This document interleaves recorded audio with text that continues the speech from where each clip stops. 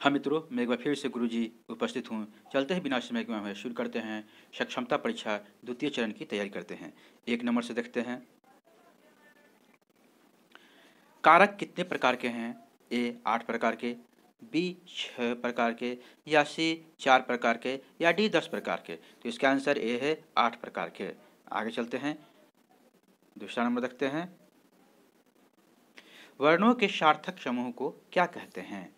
ए शब्द, बी वाक्य, सी वर्ग, या डी इनमें से कोई नहीं।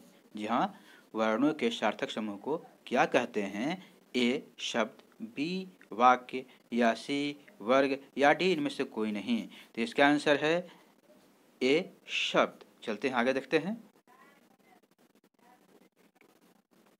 अ, दीर्घई, हर्षऊ या री और री स्वर का प्रकार है। ए हर्ष स्वर है, या बी दीर्घ स्वर है, या सी प्लुत स्वर है, या डी इनमें से कोई नहीं।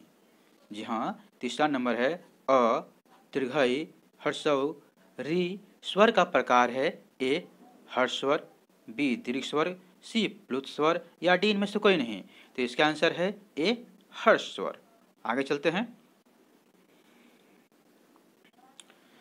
इस विराम चिन्ह को क्या कहते हैं? जो ब्रैकेट में है उसे क्या कहते हैं? प्रश्नवाचक चिन्ह, या बी अल्प विराम चिन्ह, या सी पूर्ण विराम चिन्ह, या डी विषय सूचक चिन्ह। तो इसका आंसर सी है पूर्ण विराम चिन्ह। आगे देखते हैं। अतिवृष्टि का विलोम शब्द है। ए कुदृष्टि, बी अनावृष्टि, सी अपकर्ष, या डी इनमें से कोई नहीं। जी हाँ बताइए। तो अतिवृष्टि का विलोम शब्द है अनावृष्टि। चलते हैं आगे देखते हैं। 6ठा नंबर। य र ल व व्यंजन है। कौन सा व्यंजन है? ए संयुक्त व्यंजन है, बी ऊष्म व्यंजन है, या सी अंतस्थ व्यंजन है, या डी स्पर्श व्यंजन है। तो इसका आंसर सी है अंतस्थ व्यंजन है। आगे, हिंदी में स्वर होते हैं। ए 10 होते हैं, बी 11 होते हैं, सी 9 होते हैं, या डी 14 होते हैं। तो हिंदी में स्वर 11 होते हैं। इसका आंसर बी हो गया। आगे चलते हैं। भित्ति का पर्यायवाची है। ए दिन, बी दीवार, सी दर्द, डी दुख। जी हाँ, इस भित्ति में तत्त संयुक्त है। थोड़ा ध्यान दीजिएगा। भित्ति का पर्यायवाची है दिन, बी दीवार, सी दर्द, या डी दुख है। तो इसका है बी आंसर दीवार। आगे चलते हैं।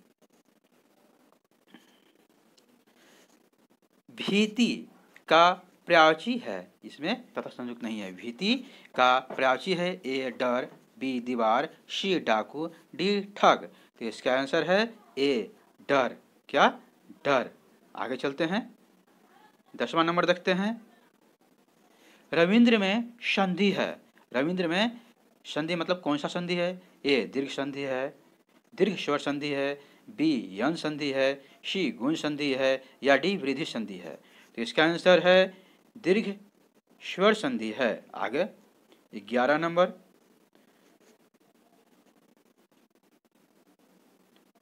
उत्साह ए भाववाचक संज्ञा है, बी गुणवाचक संज्ञा है, या सी क्रिया है, या डी इनमें से कोई नहीं है। जी हाँ, तो उत्साह जो है भाववाचक संज्ञा है। इसका आंसर ए हो जाएगा।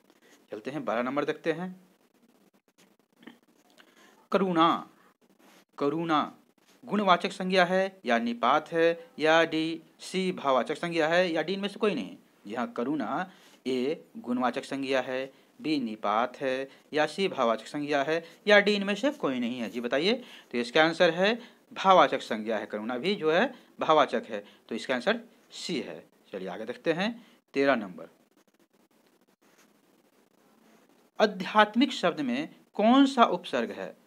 आध्यात्मिक शब्द में कौन सा उपसर्ग है? ए अधि, बी अति, सी अभि, या डी इक। तो इसका आंसर डी इक है। चलते हैं 14 नंबर देखते हैं। समुज्ज्वल शब्द में किस उपसर्ग का प्रयोग हुआ है? ए शम, बी शन में जो हलंत लगा हुआ है, सी सम जो हलंत है, या डी सन। इन चारों में कौन सही है? तो इसका आंसर सी है शम। आगे चलते हैं। 15 नंबर, राम ने रोटी खाई। राम ने रोटी खाई वाक्य में किस कारक का चिन्ह का प्रयोग हुआ है? ए कर्म कारक, बी कर्ता कारक, सी संबंध कारक या डी अपादान कारक। तो जी हाँ, इसका आंसर बी है कर्ता कारक। आगे चलते हैं। मिठास शब्द में कौन सा प्रत्यय है?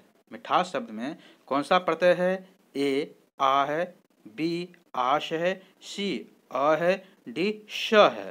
तो इसका आंसर बी है आस। चलते हैं आगे, देखते हैं 17 नंबर। 17 नंबर देखते हैं। निम्नलिखित में से कौन सा शब्द उपसर्ग युक्त है? ए अथाह, बी अनपढ़, सी अनिष्ट, डी इनमें से कोई नहीं। तो इसका आंसर है ए अथाह। चलते हैं आगे, देखते हैं 18 नंबर। मध्यम पुरुष सर्वनाम है, मतलब कौन सा सर्वनाम है? ए हम है, या बी वह है, या सी तू है, या डी मैं हूँ। जी हाँ, मध्यम पुरुष सर्वनाम है, इनमें से कौन है? ए हम, बी वह, सी तू, डी मैं। तो इसका आंसर है सी तू। क्या है? तू। आगे देखते हैं 19 नंबर। जिसमें दोनों पद प्रधान होते हैं, जिसमें दोनों पद प्रधान होते हैं वह कौन सा समास है? ए अव्ययीभाव समास, बी द्वंद्व समास, सी बहुव्रीहि समास या डी तत्पुरुष समास। तो इसका आंसर बी है द्वंद्व समास।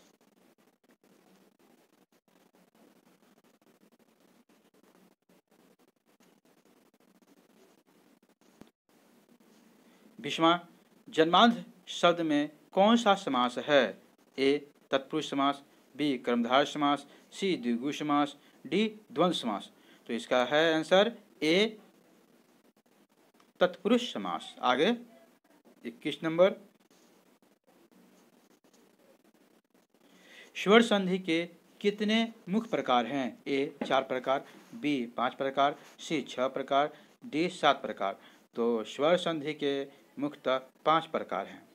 आगे चलते हैं 22वां नंबर देखते हैं।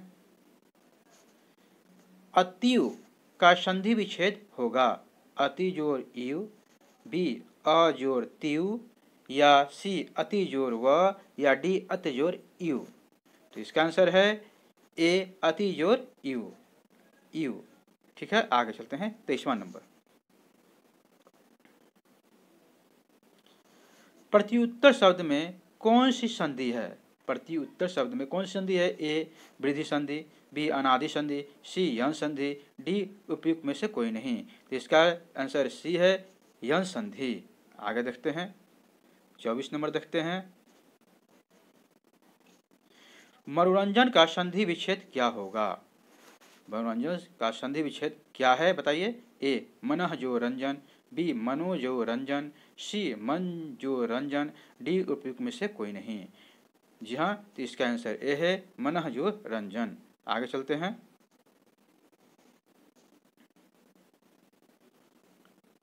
नवोढ़ा का संधि विच्छेद है।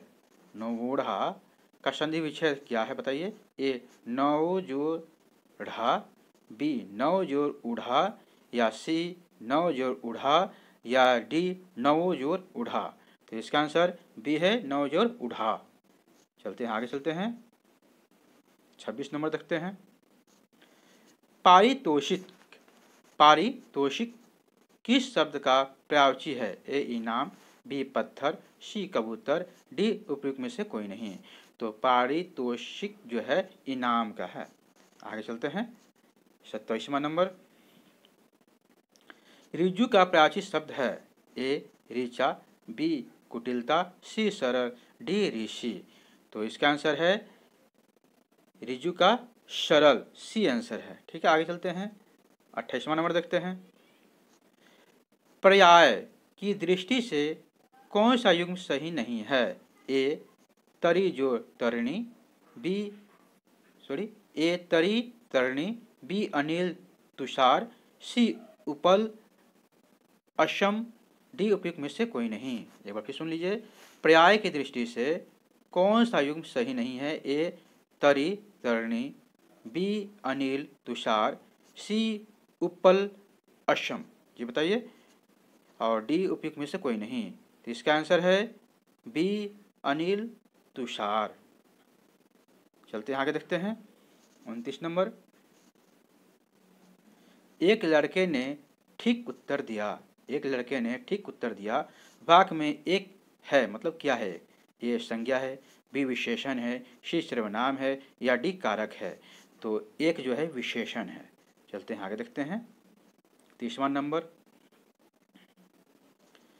सुंदर शब्द किस वाक्य में विशेषण के रूप में प्रयुक्त हुआ है? ए सुंदर की कल्पना कला है, सुंदर की कल्पना कला है, बी यह लड़का बहुत सुंदर लिखता है, या सी यह बच्चा कितना सुंदर है, या डी ये सभी। तो इसका आंसर है बी यह लड़का बहुत सुंदर है। यहाँ तक बनने के लिए थैंक यू, शुक्रिया, बहुत बहुत धन्यवाद।